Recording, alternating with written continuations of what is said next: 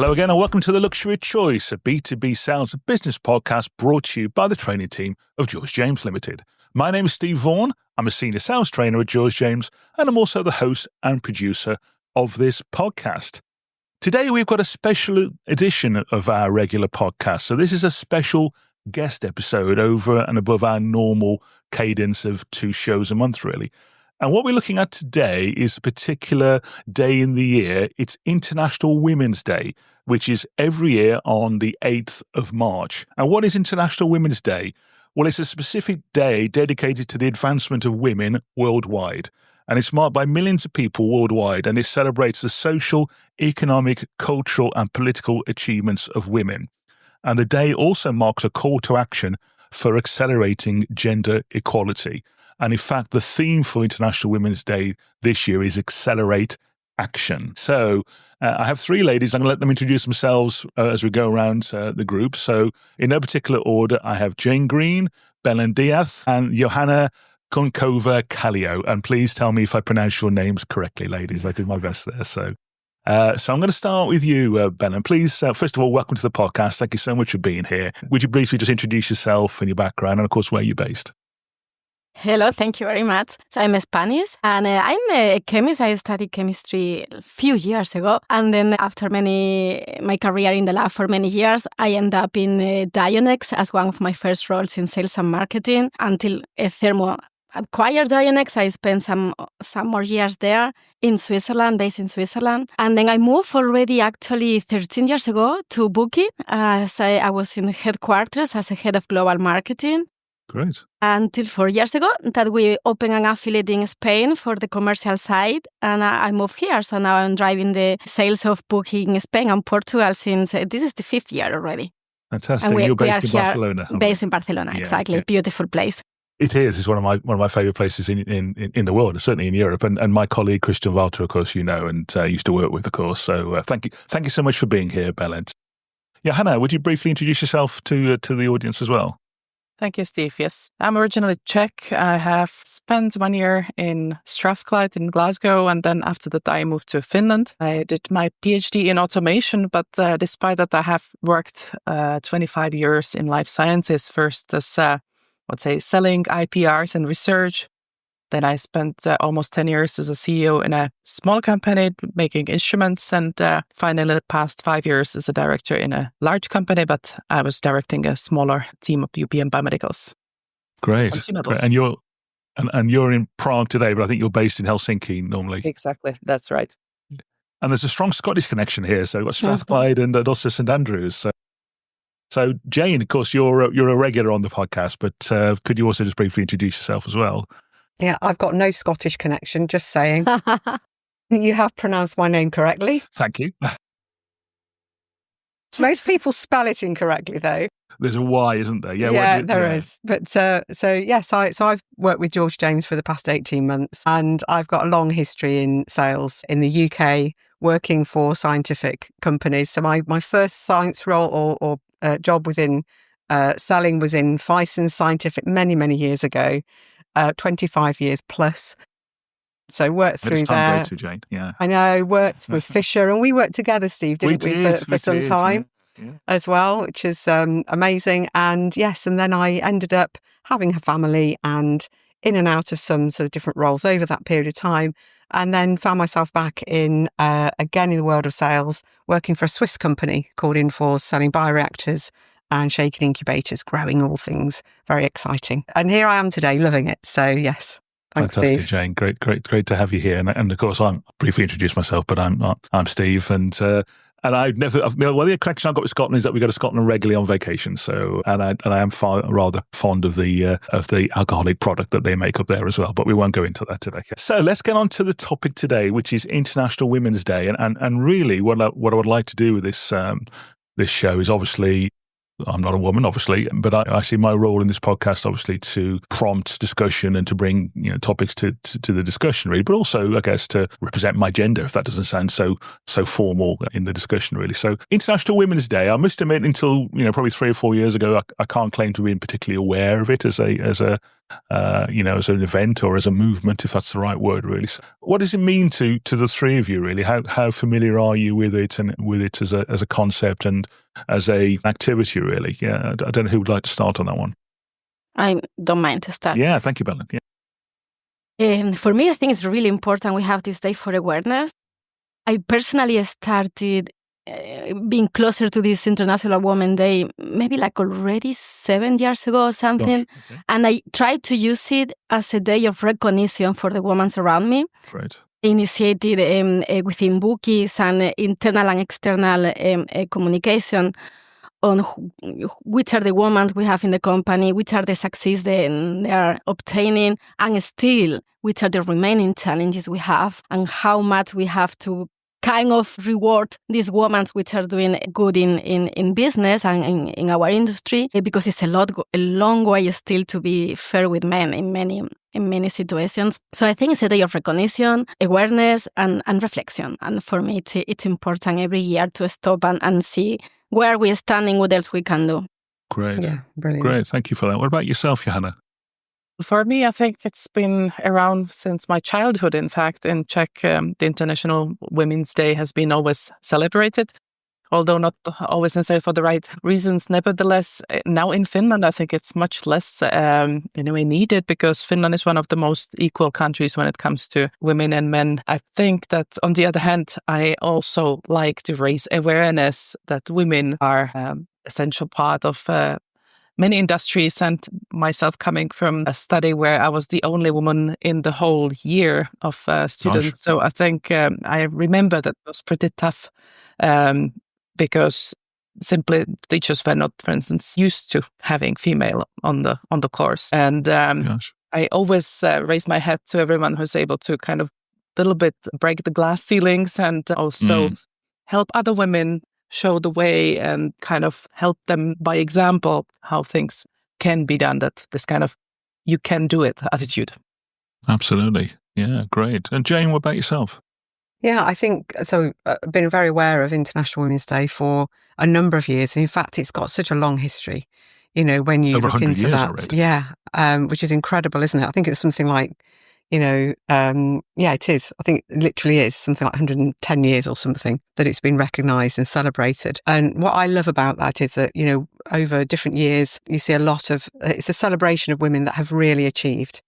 And that for me is, seeing good role models for people that are developing in their roles and moving forwards. But of course, there's still a lot to do, isn't there? I think we've moved forward in the UK, by some sort of big steps, but still, there's some levels of gender equality within, workplace and within our scientific, sector, especially. When I think back to when I first started as a sales rep in Fisons, as it was, I think I was the only woman at the time. And then and it was a very much a male sales force. And of course, most of the customers that we went to see back then were in the positions of purchasing, or some of in positions of sort of more influence were men, back then. But of course, now it's a very different story, isn't it? I hope so. Yeah. We see across our training courses, of course, we see, I think, sometimes more women than men in some of our courses. So, times have changed, and I think the awareness, International Women's Day has brought a great awareness and incentives, but challenges to companies to say, how do we address it? Great. Johanna, you wanted to make a point, yeah? Yes, I think that what we have just cracked onto is this UK, Finland, Switzerland. These are countries where I'd say, I would not say it's perfect, but, you can see the light in the end of the tunnel. There's more and more women in sales, more and more women in technical positions as well, directors, board members. But there are still many countries where it is not self-evident, and the change is not coming very quickly. So during the time I was doing global sales, there were definitely countries I would not go to do sales because I was a woman. And this is good to remember that it's International Women's Day, and it's good to remember that also showing the countries where it works, that, this is a way forward. Sure. Belen, you wanted to say something? Yes, I'm finding interesting. I think there is definitely a cultural point here. Like when I've been studying chemistry or I've been in labs and in every job I was getting, actually women and men were almost the same amount. You mentioned like you've been the only woman in sales or the only woman in a school. For me, it was not the case. University, we were, I will say 50-50 or close to. I find it more like it's a point where we stop. Yeah. And then in leadership, in board positions, so in management positions, they are the minority now and one of the really few. And this is what I struggle to don't understand, because I see the funnel, it's kind of getting much thinner for us at some point. And I don't know if this is the problem, that we don't get the opportunity to be promoted, or we put the limitations ourselves because of life balance, or I really don't know. I think at these days it's not so much the problem of getting more people to study technical topics. I think it's a point on the journey where we have a problem. I'm just thinking about, great points, everybody, but I'm just thinking about my own observations, really. And I think I moved away from, if you like, traditional chemistry in my career and moved more towards life sciences. It seemed that the gender equality became closer when I moved more towards life sciences. I don't know if that was just a thing in my particular career, but thinking about the sales teams that I've managed and worked with and worked in, and also, of course, as the years move forward, certainly I think the ratio of men to women became more equal, if not 100% equal, really. So, yeah, is it? So you mentioned the cultural variations and time variations. Johanna, you were going to make another point as well? Give the floor first to Jane. Well, okay. Yeah. Maybe Sorry, we're all Jane, going to talk around the same thing. No. I think it's interesting. I was doing a bit of research and just sort of looking at, in academia, because academia is, of course, the flow through generally into our science world, isn't it? And there are some stats that say it was released by, and again, I can't verify it, but it was a BBC release report. But it was talking that you're actually really agreeing with what you were saying, both Belen and Steve, that actually, in terms of men and women on undergrad or postgrad courses, generally, actually, there's more women. Interesting. More women than men on those courses. But actually, in terms of when they get onto, full professorship or looking at senior levels, it was only women represented only 23%. Grief. And so it's like you said, Belen, there seems to be a level that it can stop at in terms of progression. But certainly the interest within life science, for women getting involved in life science and people, pursuing that career, that is certainly a high level of women involved. But we do seem to sometimes see a cap in terms of how far women may get within that academic environment. Johanna? Yeah, I was just thinking I will a little bit come back exactly to this top of the pyramid. And I think that one of the reasons is that what is valued. So I think in different companies, of course, it is different, but I would still say that most of the promotions are happening based on people who are getting the numbers, are strict, and are kind of themselves maybe great salespeople or great managers in that sense that they get numbers. And then you have the other side, which is more developing the personnel and maybe soft skills in terms of getting the people under also to achieve not only yourself. Right. And I think this is something which is also not related necessarily to purely gender, but definitely also one of the things that are still evolving. This kind of leading by soft skills and not only numbers. I was reflecting on my own career before we started recording this today, and if I was to be really analytical of myself, looking back, certainly going back further in time, I'm sure there were things I said and did that I wouldn't be happy with now, around the areas of gender and gender equality and so on. But I can honestly say, hand on heart, whenever I've looked at hiring anybody, I did my best to hire them on the basis of their ability and their skills, and the gender never came into it, really. But from what we're saying here, that isn't the case, certainly when it becomes to more senior roles. So I'm going to ask the question, why is that? And I think we need to be really honest about this. Why do we feel that is happening? Johanna, you put your hand straight up on that one, so over to you. I think I've given it a thought, but I would say definitely it's the children. So when you stay on maternity leave, there are countries like Czech where there's 3 years maternity leave. If you have 3 kids, you are 10 years out of business. And the train has gone. In countries like Finland, it's 9 months. You can stay a little bit longer, but nevertheless, I would say a year is quite common.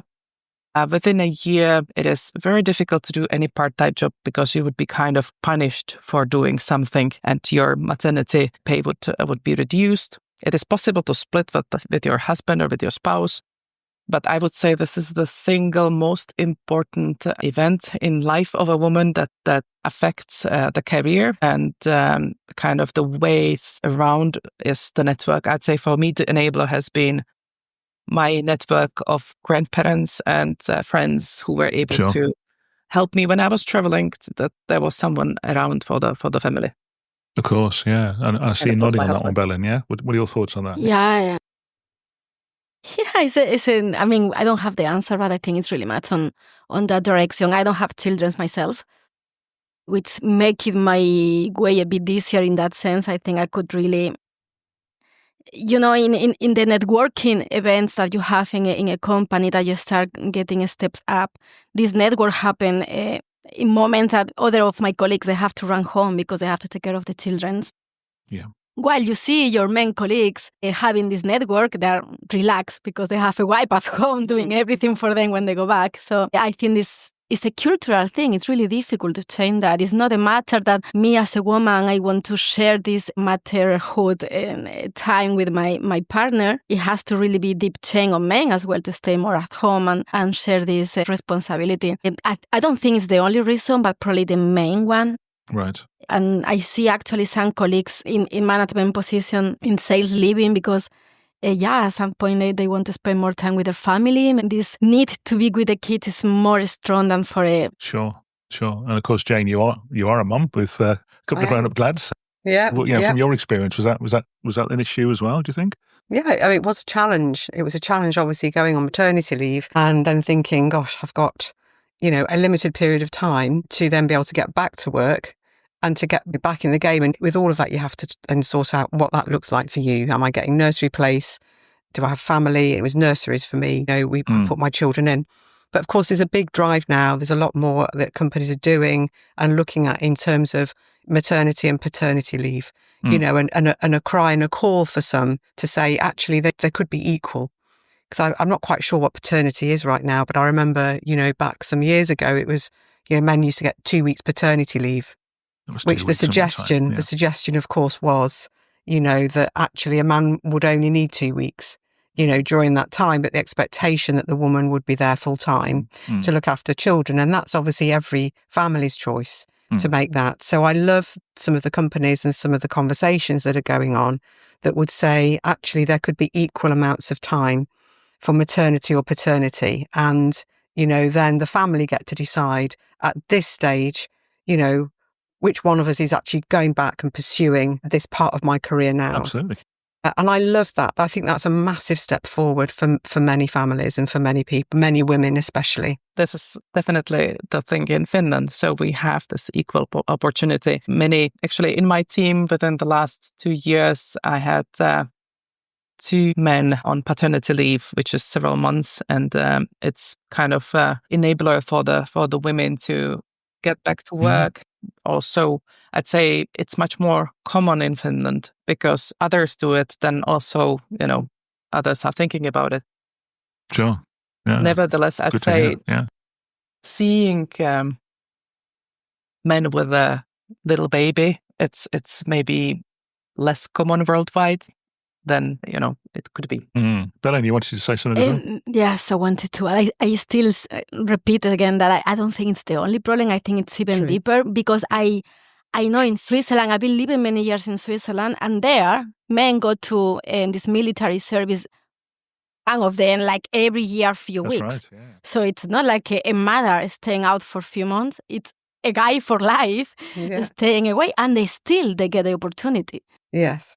So it's I think you're onto something there because I'm just thinking about, my own experiences and my daughter, I became a granddad just 18 months ago, brilliant. And she lives down in Bristol, but none of her family live anywhere near us. My first wife, her husband and myself were all a good drive away. So they've got the challenges there of, like you say, Jane, it's nurseries and things really, but they seem to have handled it really well between the two of them.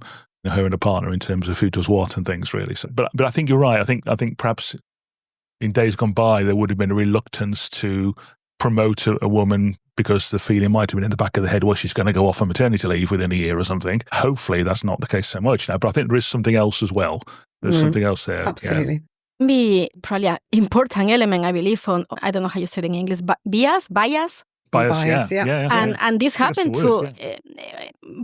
Even for me, like I'm trying to be very aware on every decision I take when I recruit someone. I try to be fair, and you see that usually I like the people similar to me more. Yes, because they have a similar character to me, and this is probably what happens if the hiring people are men. They are biased for men.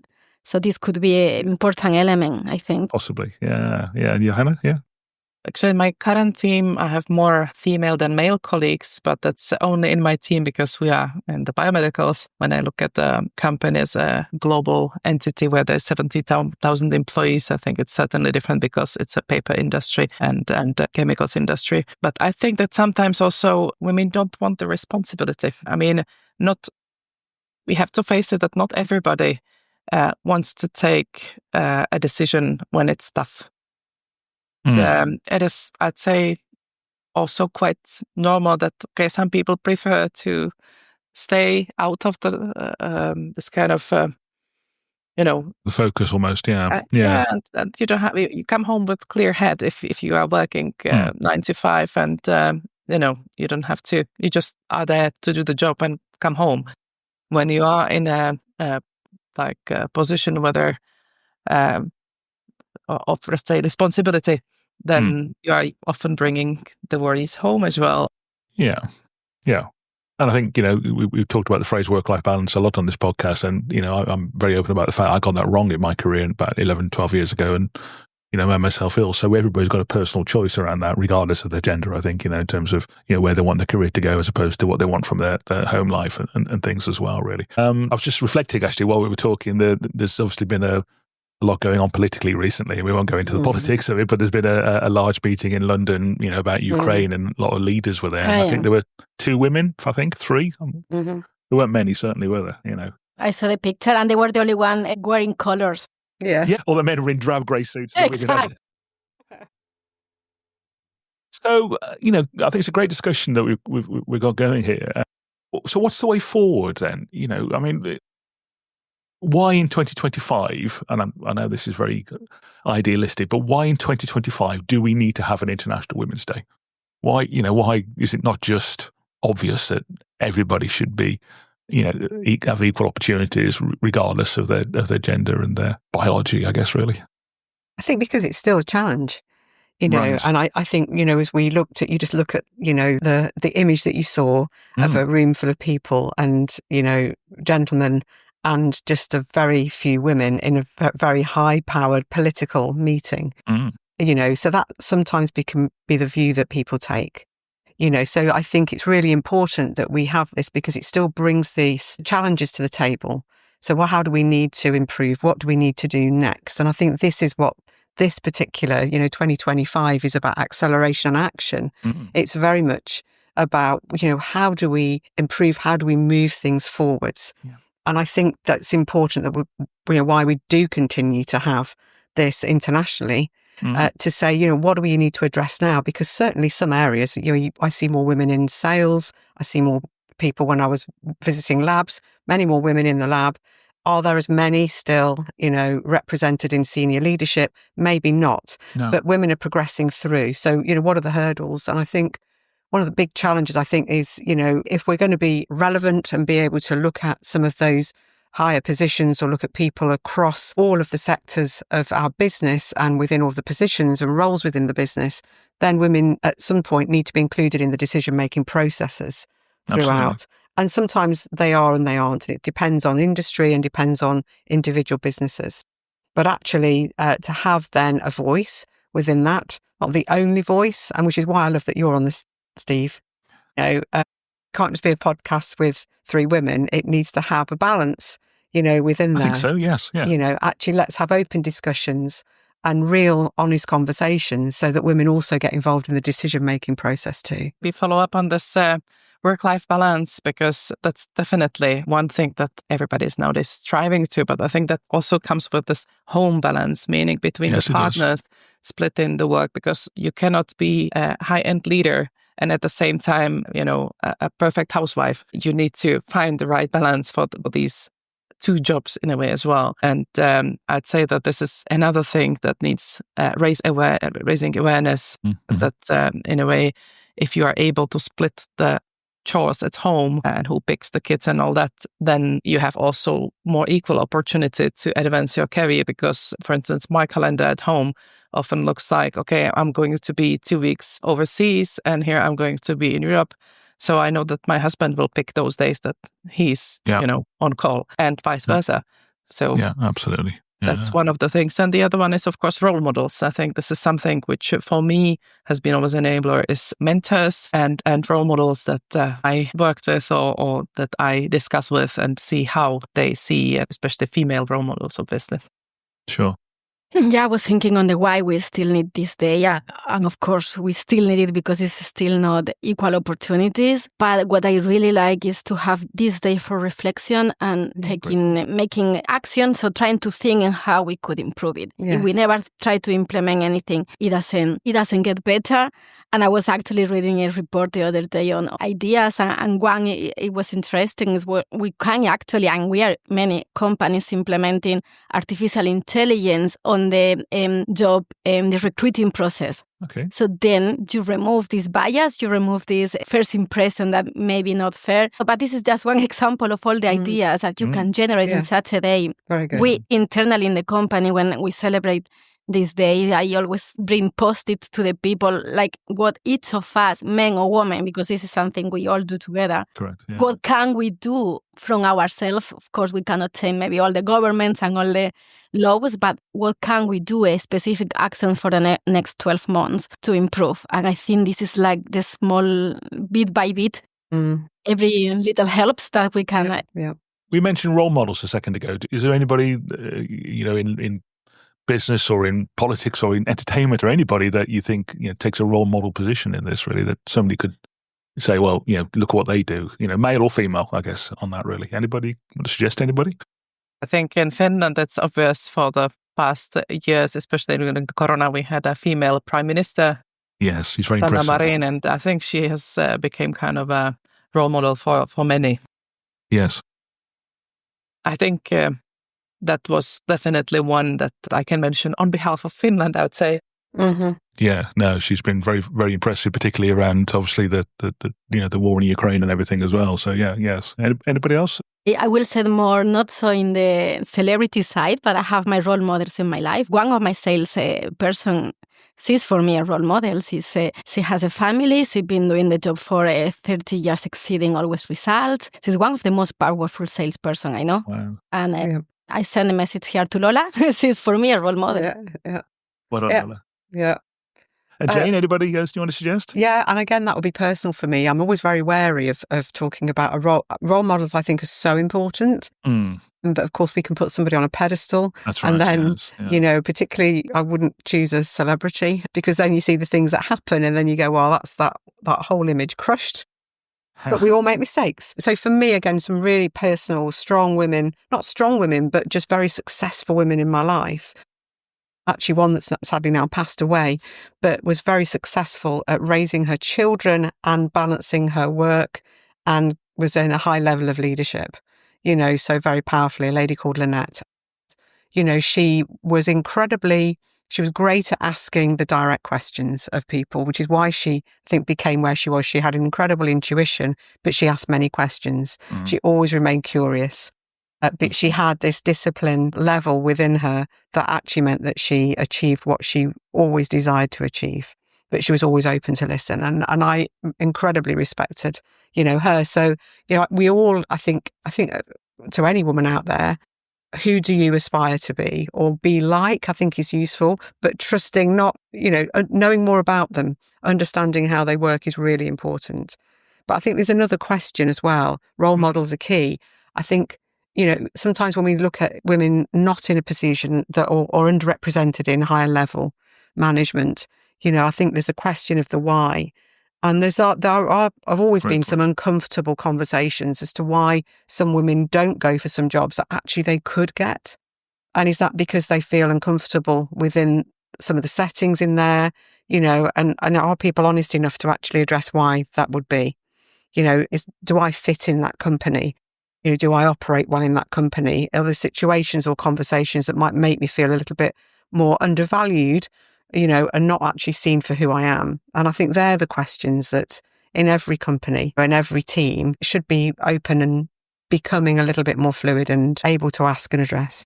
Super point.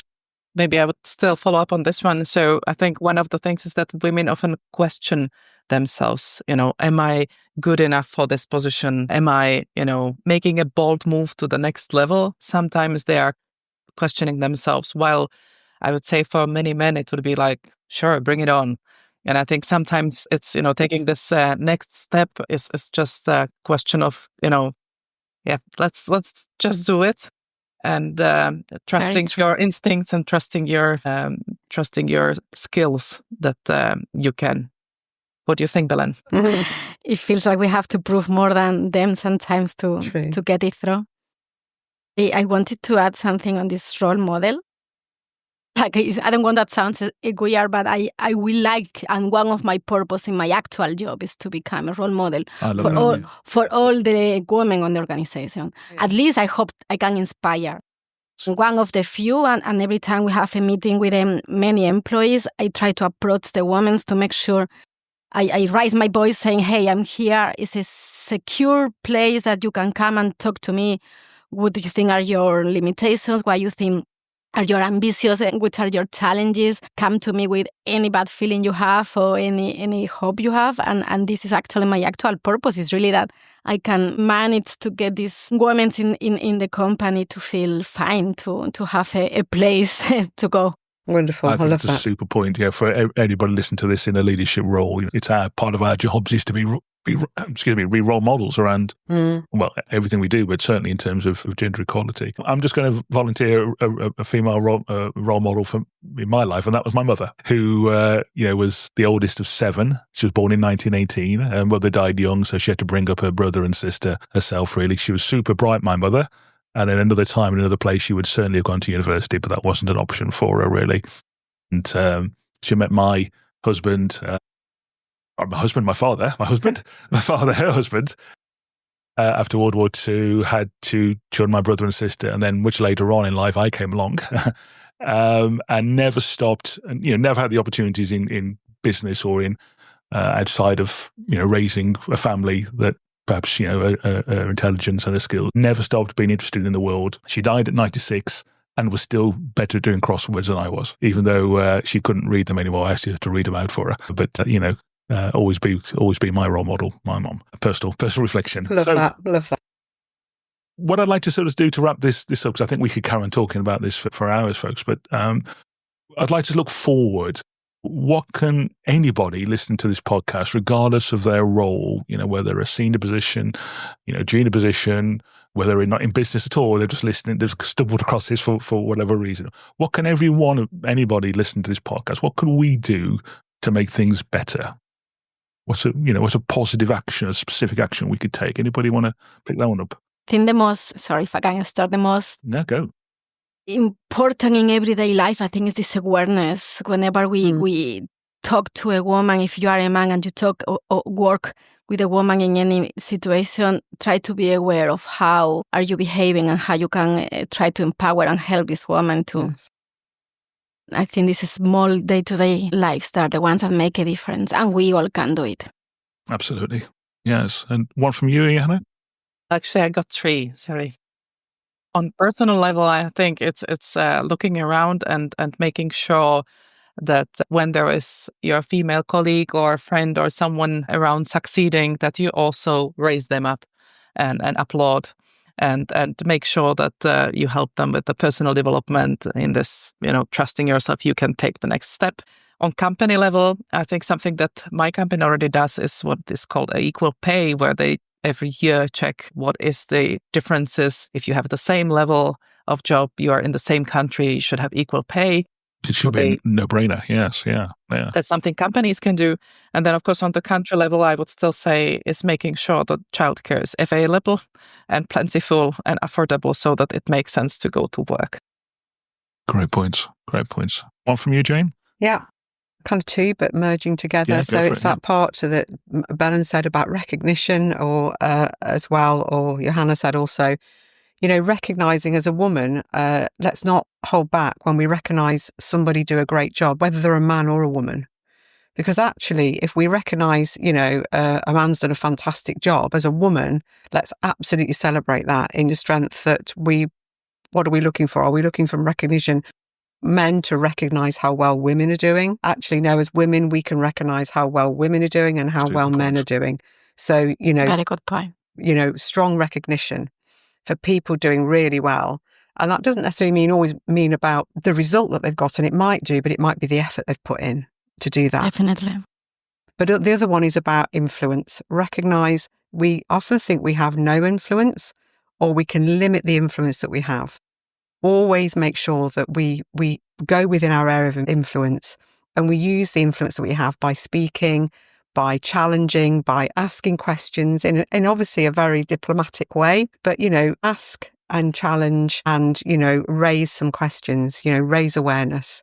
We've got influence, all of us have, and I think sometimes we undervalue the influence we have. So use what we have and just, reach high with that.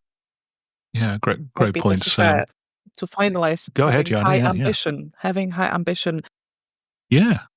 Making sure that the women around us, that they set their ambition level high enough, that they are not afraid to set it high. Yeah, completely. I think in 2025, gender should not be a reason for anybody not to strive to achieve the highest that they want to achieve in their career and their life, really. That should obviously not be the case, but sadly, I think still in some parts of the world, and even in some industries, there's some work to be done still. But that's perhaps another topic for another day. So thank you ever so much for joining us today. I really enjoyed the conversation.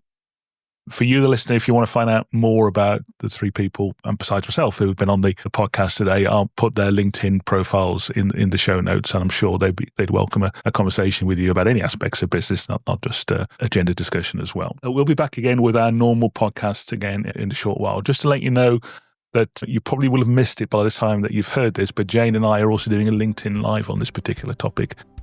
And that's the day before International Women's Day, which is the Friday. And we're joined by a lady called Martina Neville, who's also got lots of interesting thoughts around this particular topic. So you will probably miss the actual live broadcast, but it will still be on our George James training page. So check it out there. And of course, we do those on a regular basis as well. Thanks for listening, everybody. Don't forget to give us a review on Apple or Spotify. It does help us in lots of weird and mysterious ways. We'll be back again soon. In the meantime, happy selling, and we'll talk to you soon.